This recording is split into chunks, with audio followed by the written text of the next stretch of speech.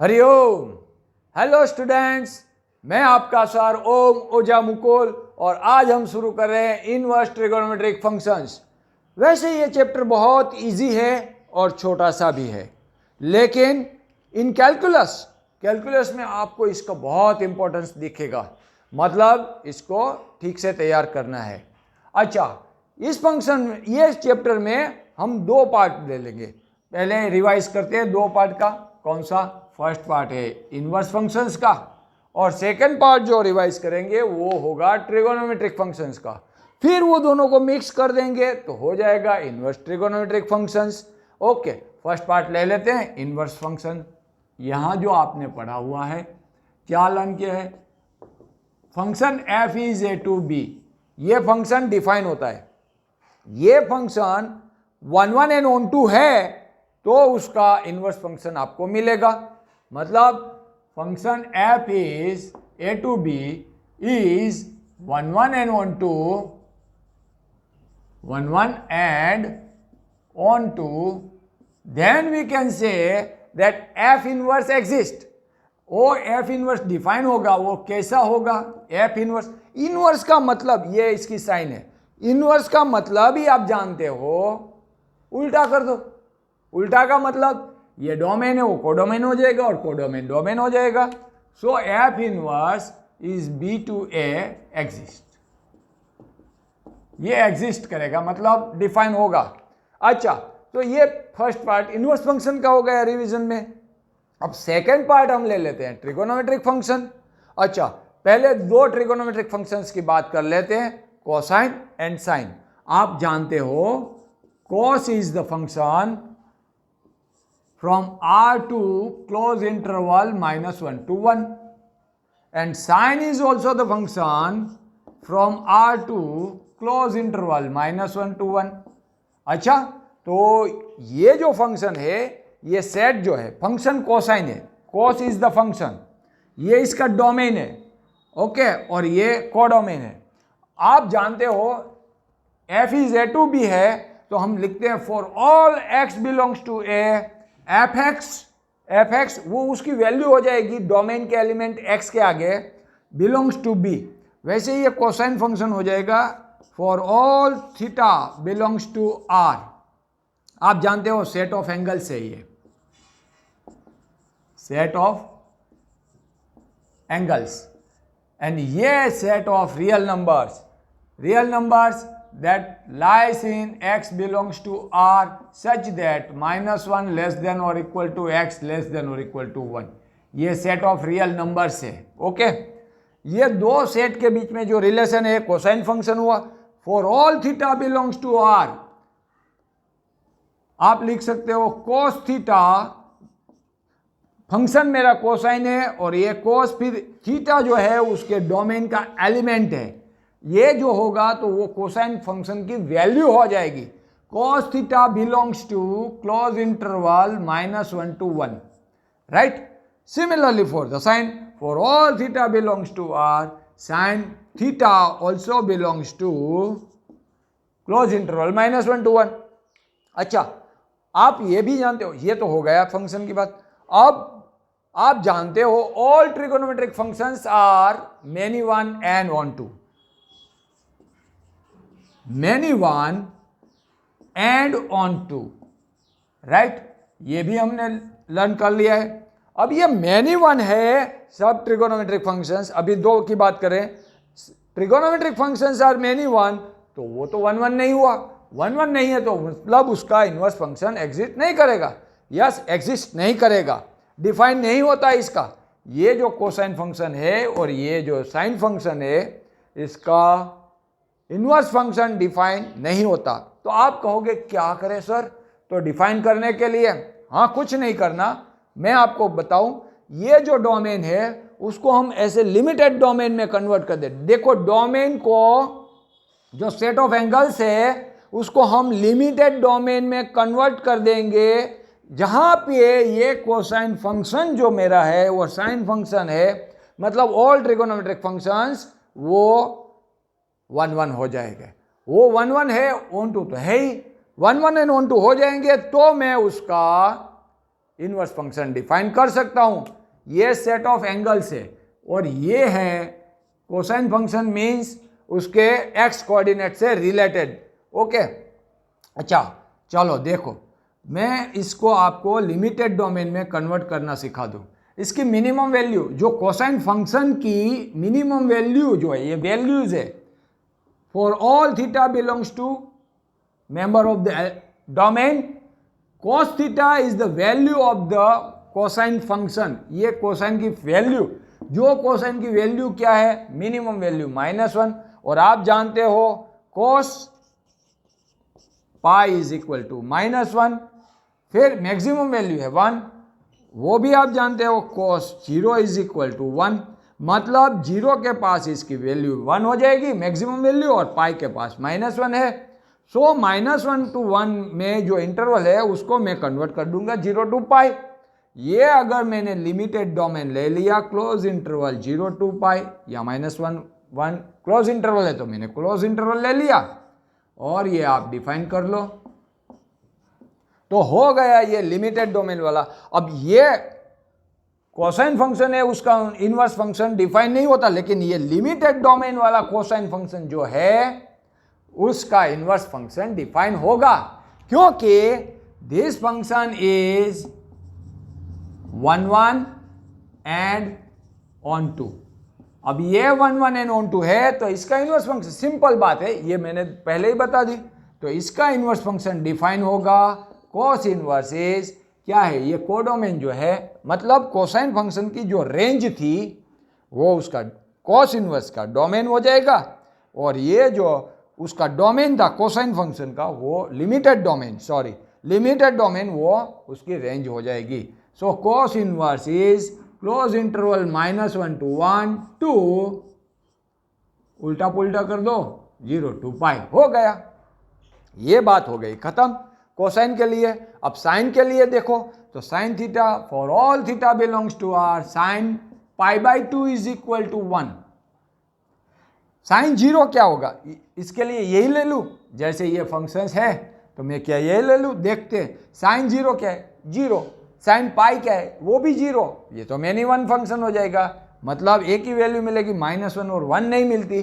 -1 कहाँ मिलेगी, साइन -π/2, आप जानते हो फोर्थ क्वाड्रेंट में ये y एक्सिस पे नीचे आएगा -1 और साइन π/2 1, मतलब इसका लिमिटेड डोमेन जो हो गया, ये इसकी मिनिमम एंड मैक्सिमम वैल्यू के हिसाब से वो हो गया -π/2 to π/2 close interval. So sine is the function from -π/2 to +π/2 to close interval -1 to 1 is 1 1 and on 2।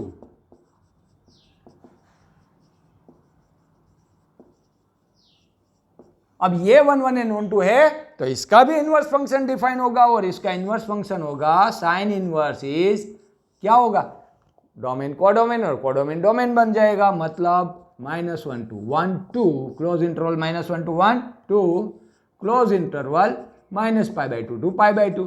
अब देखो कभी ये दोनों मिक्स ना हो जाए, आप जानते हो साइन और कोसाइन दोनों का जो रेंज है, दोनों की range of the sine and range of the cosine function, range of the sine function and range of the cosine function are same, दोनों की है रेंज -1 to 1, मतलब इनवर्स फंक्शन में दोनों का ये डोमेन सेम रहेगा, हो गया।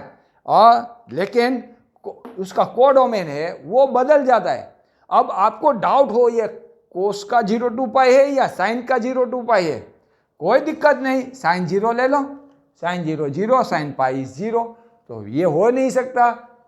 अब कोस 0 is 1 and cos pi is -1, ये -1 to 1 हो जाना चाहिए, ये हो गया तो यही है। साइन में भी कोस π/2, आप जानते हो कोस π/2 इज 0, कोस -π/2 इज ऑल्सो 0, तो वो नहीं हो सकता, मतलब ये साइन का है, हो गया। दो फंक्शंस के मैंने डिफाइन कर लिए इनवर्स में। अब मैं आगे बाकी 4 इनवर्स फंक्शन डिफाइन करूंगा, लेकिन याद रखना जैसे साइन कोस का डोमेन है, साइन इनवर्स और कोस इनवर्स का डोमेन जो है सेम है, वैसे सेक इनवर्स कोसेक इनवर्स का डोमेन सेम रहेगा, वैसे टेन और कोट का डोमेन सेम रहेगा, लेकिन ये कोडोमेन है, मतलब लिमिटेड जो फंक्शन का लिमिटेड डोमेन है वो चेंज होता रहेगा, मतलब ये सेट रेंज इनवर्स फंक्शन की चेंज होती रहेगी। देखते हैं, ये पहले निकाल दो, आपको ये समझ में आ गई ना बात, निकाल दो। अब देखो हमने यहां कितना लर्न किया, ये कोसाइन फंक्शन जो लिमिटेड डोमेन है वो रेंज उसकी वही रहेगी, लेकिन डोमेन बदल जाता है। डोमेन जो था वो लिमिटेड कर दिया, साइन में भी डोमेन लिमिटेड कर दिया, रेंज उसकी वही की वही रहेगी।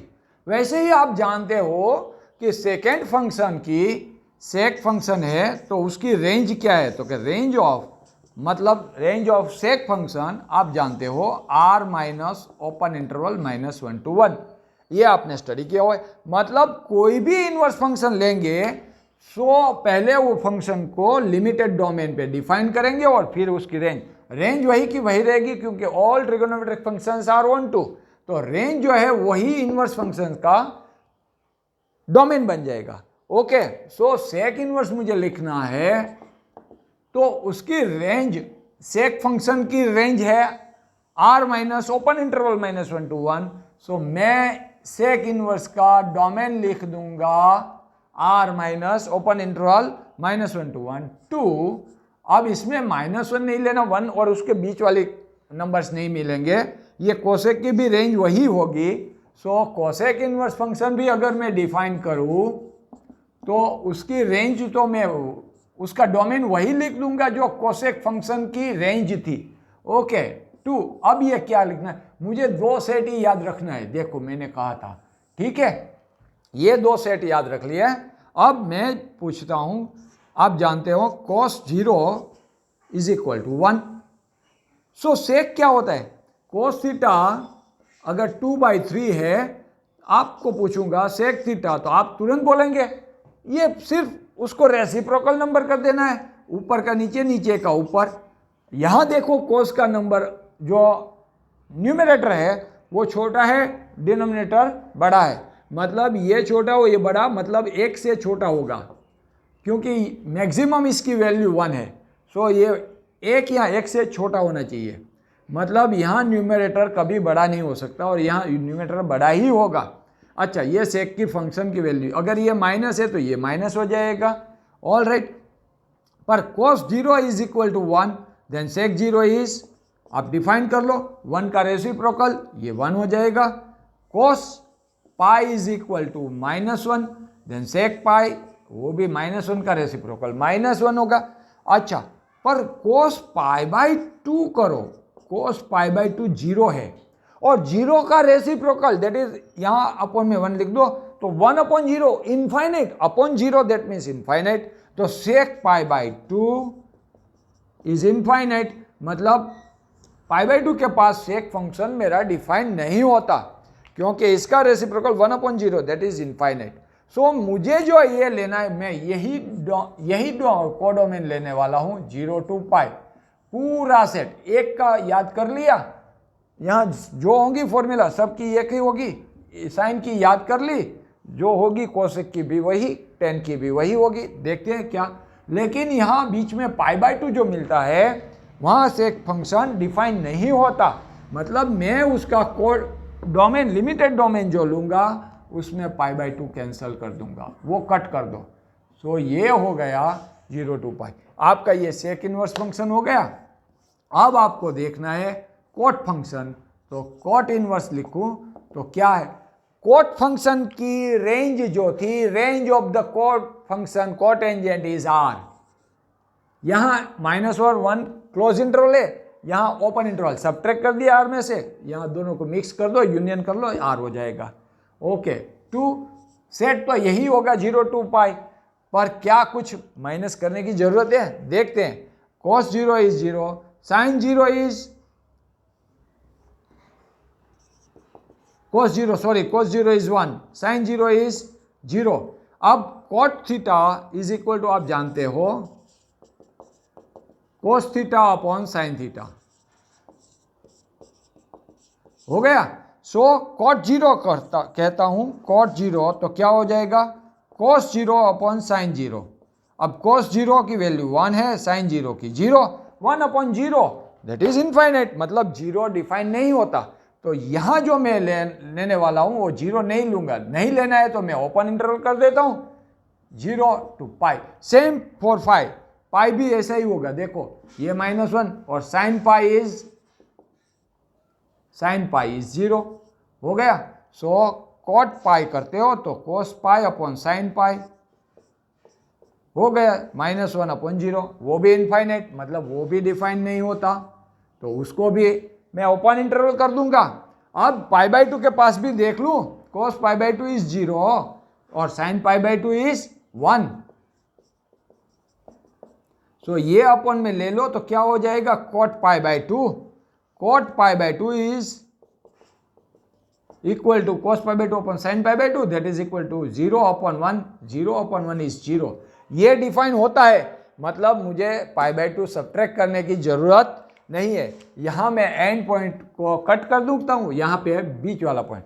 तो सेम हियर आप ये भी कर सकते हो, cosec π/2 sine π/2 is 1, so cosec π/2 is 1, sine -π/2 is -1, cosec -π/2 is -1, तो ये तो आ जाएंगे दोनों।